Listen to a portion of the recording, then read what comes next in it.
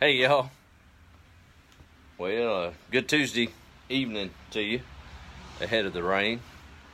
It's on the way. It's kind of been sprinkling a little bit. I'm out here in a spot that, I don't know, 40 years ago, maybe a little longer, and even since, be a big old Oldsmobile navigating up into this old garage here on the place.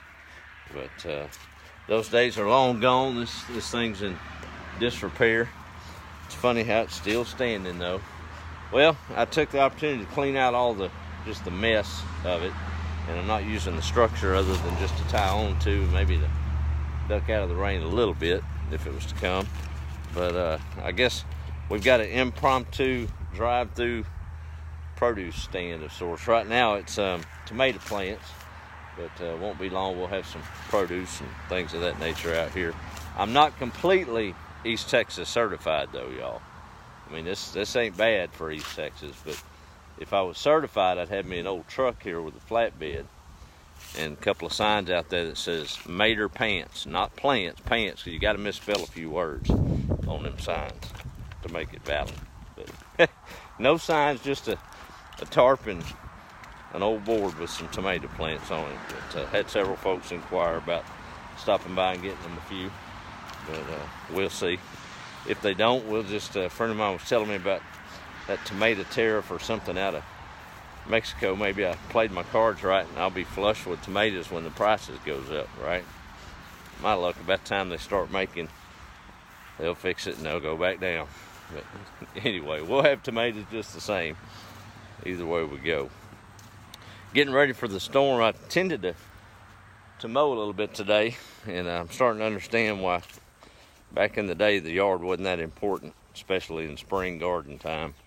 Had a lot of other tasks that we needed to take care of ahead of this rain. I got some of our good composted chicken fertilizer that I've had out here cooking for a while. I got it sprinkled around all my corn plants, so they're going to be nice and green after this 3-day rain deluge that we're going to get. Not going to gripe about it at all. I am still potting a few things plant-wise, and I was going to go to Lowe's and pick up a couple of bags of mulch or potting soil to seed out some of these little old bitty things, and got to thinking, I'm like, nah, I'm a dummy. I got a wood full of stuff that you can't buy at a store.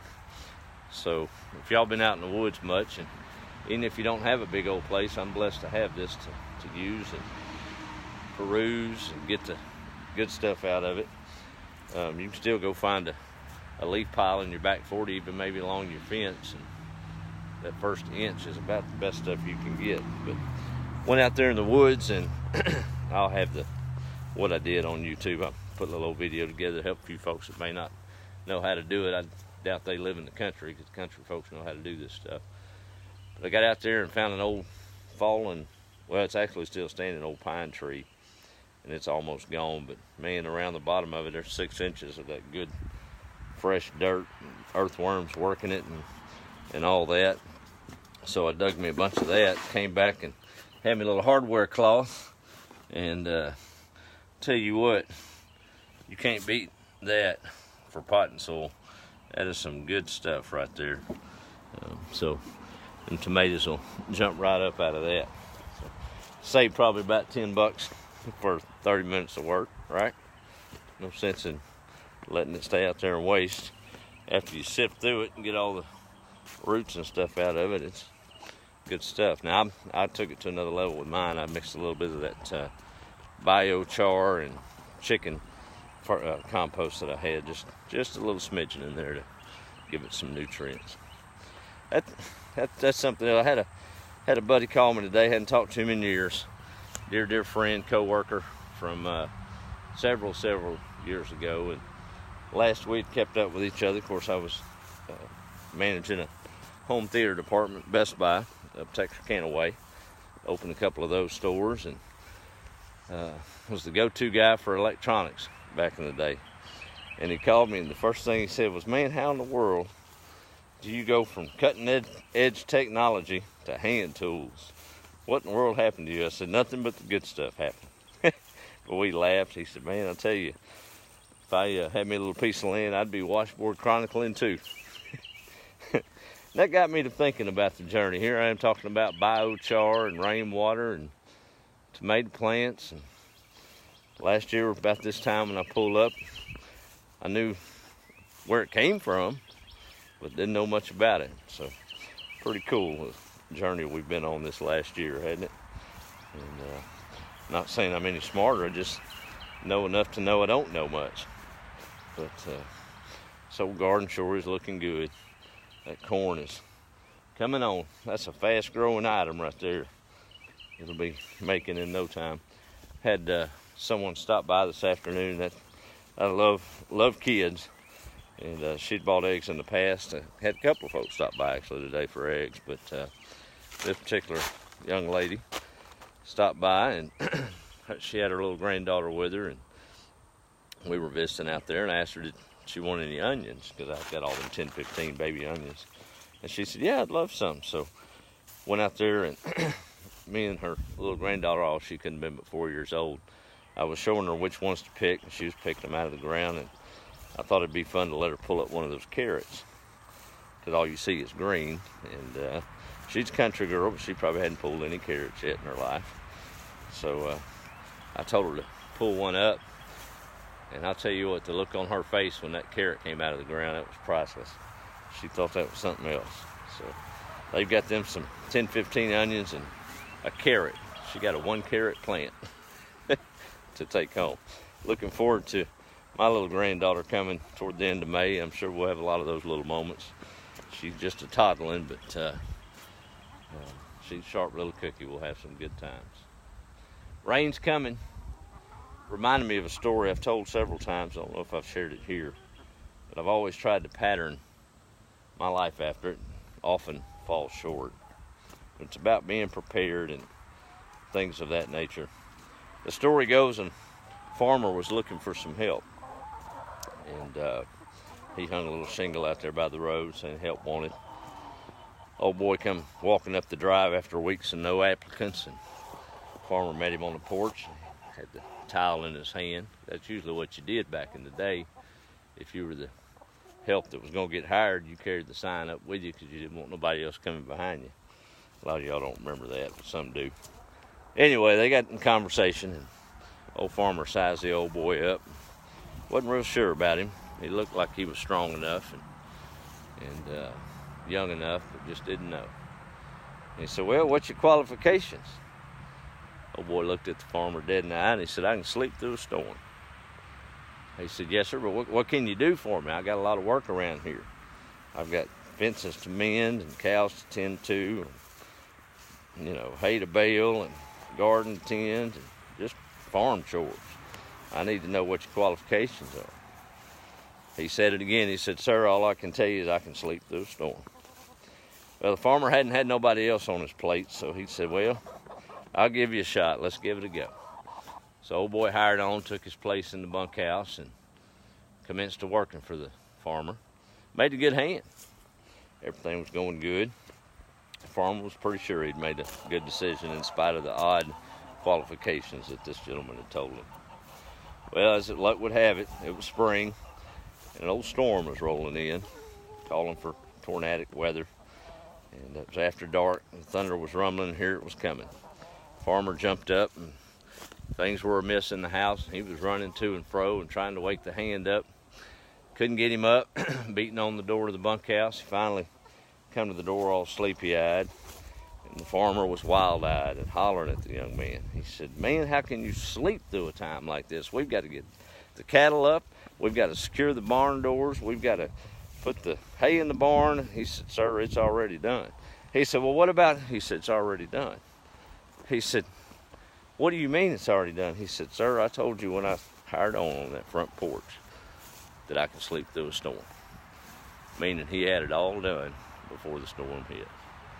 And the farmer understood that that's really all the qualification you needed. Get it done before you have to. Always tried to live up to that and often fall short. But I think if we strive to put things in order before we have to put it in order, we're ahead of the game, right? Always love that story. Well, we're still on maternity watch. my daughter Faith and a few others got tickled at me. So I'm trying to be organized with this because so many moving parts and dates and things. And anyway, so I got me a clipboard out there, and we've got a maternity ward going on. We got 3 broody hens in there, 1 that's way overdue, and 2 that are just starting the journey, and they are something else. Last night, moved them 2 new ones out in the nest, and they can't stay in the main house. So we got them all out there, and I had them in private rooms. Had some boards stalled up in there where they couldn't see each other. Well, them 2 new ones wasn't having it. Every time I'd check on them, they were down there by that white hen like they were scared or something off their nest. So I pulled the stalls out, and I guess they wanted semi-private rooms. Who knew? I didn't know that. So now they're the 2 new ones. I mean, every time I check on them, they're on a different nest. They're rotating between their nests. I guess it's a community thing. I don't know. But they ain't messing with that big white mama on the end. She ain't having none of it. They're all about the same age, but she's looking at them like they're foolish. They're just running to and fro, but their eggs are fine. They're sitting on them enough to incubate them this early on, but we'll see. As far as the overdue hens, or babies, I guess we're, on day 26, 27? Getting pretty bleak on that, but we're not going to assist. There's 3 good eggs in there, and I hear tell that it's still possible to hatch. Those hens are left to nature, and 21 days the norm, but anything can happen. I think it'll be a cool story if they do, because them old white broilers have beat odds every which way, and I guess we'll just see what happens, right? Y'all will be the first to know when they start hatching, but I'm not going to get involved and mess up the process.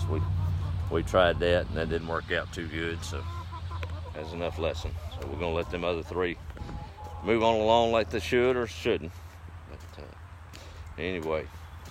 All right, well, let me do a quick roll call. I think this next round of storms will get our rainwater up. And between that and that good soil, I imagine I could throw a concrete seed in there and grow a slab. As fertile as it is. But we looking forward to the rain regardless. Y'all got to keep heads up for the storms that come with it, and just kind of hunker down. But it's spring in Texas, and that's part of it. Let me do a roll call and check off, see what everybody's saying and doing. And I'm scared to look at the comments while I'm rolling, because I did a coffee cup roundup the other day, and my ADD so bad. I think I got 10. I see 1 over there now and 1 over there. I don't know where it's worse. I'll get out here with a cup of coffee and set it down and go to working on something. And before I know it, I'm 2 hours into the day and 3 more cups scattered. Y'all ever do that? Oh well, it is what it is. Let me set up on this old water tank here and see who all's checking in this evening. Appreciate y'all joining. Let's see. There's Karen Smith. Bones of the building are still good. That's right. That's right. No babies yet, Terry. No, ma'am. We're still awaiting. I ain't no telling what I'm gonna see if I go out here. I might as well show y'all this. What I call maternity ward is a mess. It was a good idea, but they wasn't having it. They're semi-private room clients. They didn't want their private rooms, I guess. She ought to tickle me, that little brown one. Every time I'd let go, she'd jump up on the next one. She did not want to be out there by herself. I don't know. They may smell a snake. I don't. They're trying to get up together. I'm gonna end up walking up on a snake on one of these videos you watch. Just don't need to be tonight. Let's see. Oh, goofies. Let me turn it around. Yeah. They're not behaving anyway, might as well open up the door. So I had to take the panels up. Y'all are something else. So see, we got A, B, and C. Put a little light on this. Now you have moved your nest all the way over. She was right there. She's done moved over there. I guess she's trying to put some distance. And that one's moved it. I wonder if I guess I need to be looking up instead of down, don't I? Anyway. Alright. We're snake free for now. But I guess they'll hatch if they're going to hatch. I ain't going to worry about it. But I tried to set them up right. They got a nice little room anyway. So the cards are stacked in their favor. The rest is up to God and nature, and I'm gonna stay out of it, other than just a little tending to. Probably how it's supposed to be anyway, ain't it? But I got off track. See, I laid it down in the coffee cup. Talking about them babies. Let's see, Karen saying good evening. There's Kimberly. All right, glad to see that. Good to have you on while we're live. There's Kerry Worthington. How are you, buddy? Patty's in Parker County. Miss Carolyn Durrell's watching. She wants to, that's the other Carolyn, I'm sorry. Got several Carolyns on here. Carolyn Fuller is watching. She likes an egg count. We got 22 with 3 laying hens out of the mix on eggs. So we're trending pretty good. Let's see, Teresa says howdy. And thank you, Carolyn, back at you. Ooh, I forgot to come by there Sunday morning. Goodness gracious, I'm gonna have to come by and deliver you a dozen of these eggs. I said I was gonna do it Sunday and messed it all together. Oh goodness, there's another, that's 3 coffee cups now. Hey Ladina, how are you? Getting a bit windy. Clouds building up in the west. Well, it's headed this way. No, it's hard to beat that dirt. Hey Aunt Pat, how are you? And there's Linda. See Miss Brenda up in Arkansas enjoying a beautiful evening. Miss Donna J's on here with us. Let's see. Says something about a photo. I don't see it. Sorry about that. There's Sandy in North Georgia. And Brenda's in Beckville. Place I like to deal when my mama was here. That's cool. Well, that's the biggest compliment I could get. I don't think it's quite there yet. Neighbor actually said that today and scolded me for correcting him on it. But it's not quite that clean, but it's close. It's closer. We'll put it that way. Oh. Carolyn's talking about the hens. There's Sharon in Corpus Christi. Trying to go through this. Luke from Australia. How are you, buddy? Good to see you. Did I tell the story of the pic I sent? Oh, no. I was trying to be the light and be nice, but I guess I'll disclose. I had an inquiry on my tomato plants, and it was very clear what they were on the Facebook Marketplace. And this person's watching, and we'll have an education together. How's that? So they were interested, they said, in the item, and asked them did they want to pick up or what. You know how that goes. And her response was Friday would be fine. She needed to know if these tomato plants would spread and were there going to be pretty flowers, because she needed some beautiful plants for her flower garden. That threw me. Didn't quite know how to respond to that, obviously, and I'm sure she knows a lot of things that I don't know, so not being judgmental, but it was still pretty humorous. I had to respond that these are tomato plants, and they're going to produce tomatoes, and while they are pretty in their own right, I don't think that they're going to be right for necessarily a flower garden, and they dang sure ain't going to spread. But I don't guess she's coming Friday now. I don't know. I was nice about it. I just perplexed. But I don't know them, but I guess that's like those folks that don't support farmers because they buy their produce at the store. Anyway, but we don't know what we don't know, right? So got to be nice and help folks along. So at least now she knows tomato plants will not spread, and they're probably not right for the flower garden. So maybe that's the lesson for the day. So there's that story, Stacy. Applebee's in the house with Janice. There's Margaret. Good evening to you. And let's see who else we got. I do, Dorothy. We've got plenty. I know you're over in Groveton way. I'll have plenty along. I've probably got 250 here. So I don't mind babysitting a few for you if you're coming this way anytime in the next few weeks or a month. And just drop the page a message. I'll be glad to set some back for you. And I'll make sure yours is in that good soil. How's that? Wake up with no cups, have to go retrieve them. Maybe so. Hey, there's my good friend Miss Terry. And soup sandwich time. But anyway, well, maybe the wind won't carry my tomato plants off. I got to get rid of them either way. So if it does, then I guess they were meant to be somewhere else. They may end up flying to that lady's flower garden and planting, and maybe that's what she meant by spreading. maybe the laugh will be on me after it's all said and done.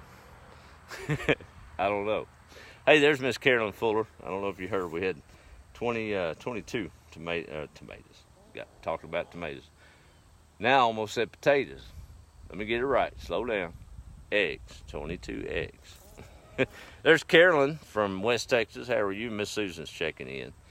But clouds are gathering. We had a little sprinkle a while ago, and I think the place is ready for a little rain. Got tomatoes and basil and okras popping up out there. I think all but 2 of our hills are up on the okra plants. And we're off and running. Got 2 more fields to plant back there, but I'm going to hold just a little longer and stagger these crops to where I don't have 3,000 tomatoes on Wednesday and none on Sunday, right? I guess that'd be smart enough. I'm going to try that anyway. Got to get some more of that biochar made after this rain. It's, y'all that are gardening a little bit, look into that. That's an easy soil supplement. Of course, it's no good by itself. You got to mix in. It holds the nutrients, but you've got to mix in the nutrients. So mine's cooking in some chicken compost and soaking all that up. It also makes a good deodorizer, I guess, if you would, for the chicken coop. So we spread it around in there, and it kind of cuts down on the odor, which I'm thankful for. All right, y'all have a good evening. And a friend of mine sent me a saying and said, try to do something nice for somebody every day, even if it's just leaving them alone. Sometimes that's the best thing, just maybe the nicest thing, just leave them alone. Y'all be the light, make somebody smile. And hey, there's my buddy Mike Howington. Man, good to see you. We need you a nice cabin back yonder, and you could supervise me on all this business. I know that's about the only man besides my dad that can keep me straightened out, and he has a full-time job at it. So good friend of mine went back up on the northeast coast to take care of his aged mother, and we had to part ways as friends next door almost last year. But try to stay in touch and call along the way, but y'all know how that goes. Time and distance is tough on that. But maybe we can do a little better about it. But y'all pray for those that I meant to say this the other night, especially looking at my mom's situation and my dad. You know, we're all gonna pass. We are. I mean, nobody's getting out of this alive. But as some of our population ages, and our parents and grandparents and all that, a lot of times the biggest burden is on that care provider and that caregiver. And I know a lot of you watching probably have went through that journey. And if you've got a little extra prayer space, say an extra prayer for those that are giving care to those that are aging and failing health with Alzheimer's and dementia, because just as that disease has robbed the victim of their life, it's pretty much doing the same to that caregiver as well. And they wouldn't have it any other way. They love them, and they're not going to change it. But every now and then, they're still in their sane mind, and they need a little strength along the way. So, you know, Mike's one of those. My dad's one of those. And I'm sure countless of you that are watching are caregiving someone that is in failing health. So y'all remember those around you, and think about the caregivers as well as those that are in need, because those are the heroes that sit behind those walls and take care of those that they love, because it's what they signed up to do, and it's right. So it wouldn't hurt to give them a little extra prayer and strength. Maybe that's the way you can be the light today. They don't even have to know it. They will. They'll get the strength, and that's where they'll know it came from. Y'all have a good evening. Be the light and hunker down for this rain. It's going to be good. Talk to you later.